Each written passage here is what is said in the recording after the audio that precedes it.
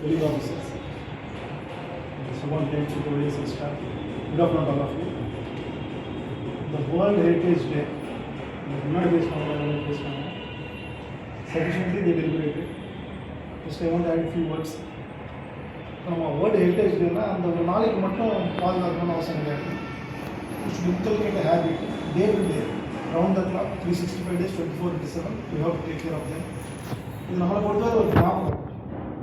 30 years அப்போ நம்ம வீட்டில் நம்ம அப்பாவோ தாத்தாவோ யூஸ் பண்ண பொருள் இருக்கும்.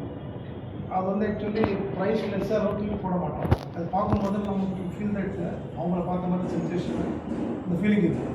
இந்த சேம் வே இந்த ஹெரிட்டேஜ் டேக்கு வந்து இம்பார்ட்டன்ட் மானுமெண்ட்ஸை வந்து டெஸ்ட்ராய் ஆகக்கூடாது, ஃபர்தர் அப்படியே பராமரிப்புலாம் போகக்கூடாதுக்காக we are celebrating this Heritage Day and Heritage Week celebrations. ஒரு ரிக்வெஸ்ட் என்னென்னா we should make it habit 24/7 எட்டு மாதம் இந்த பில்டிங் கரெக்டாக வச்சுக்கணும். நம்ம வந்து we should be in our mind. So I wish all of you celebrating grand success for this World Heritage Day celebrations. Thank you.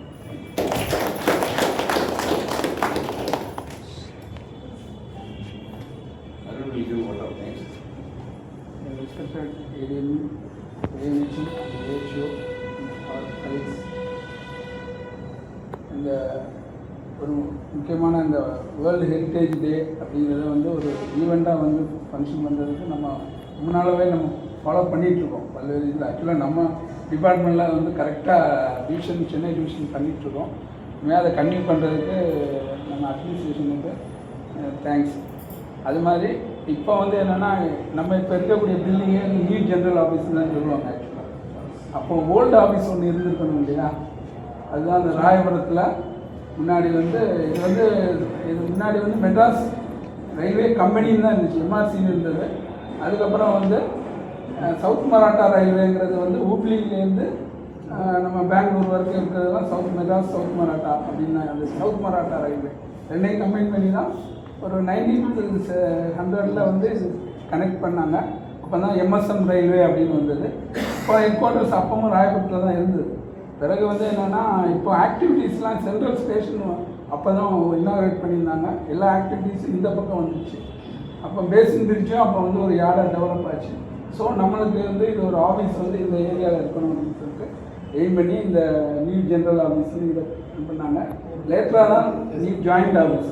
ஆக்சுவலாக அங்கே வந்து அந்த ஸ்டோர்ஸ் அண்ட் ஆக்டிவிட்டீஸ்லாம் கன்டினியூ ஆகிட்டு இருந்தது ராயபுரத்தில். பட் அது வந்து அந்த ஆக்டிவிட்டீஸ் வந்து பெரம்பூருக்கு ஷிஃப்ட் பண்ணாங்க. ஏன்னா அங்கே ஒர்க் ஷாப்லாம் அங்கே தான் இருக்கிறதுனால அந்த ஷிஃப்ட் பண்ணாங்க. அப்போ வந்து இந்த நியூ ஜென்ரல் ஆஃபீஸுங்கிறது என்ஜிஓ.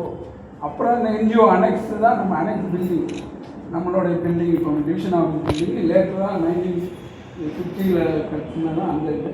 ஸோ இந்த இது ஃபுல்லாக பார்த்தீங்கன்னா இது வந்து உண்மையிலே ஒரு ஹெரிட்டேஜ் ரொம்ப வேலிடான இடம் தான்.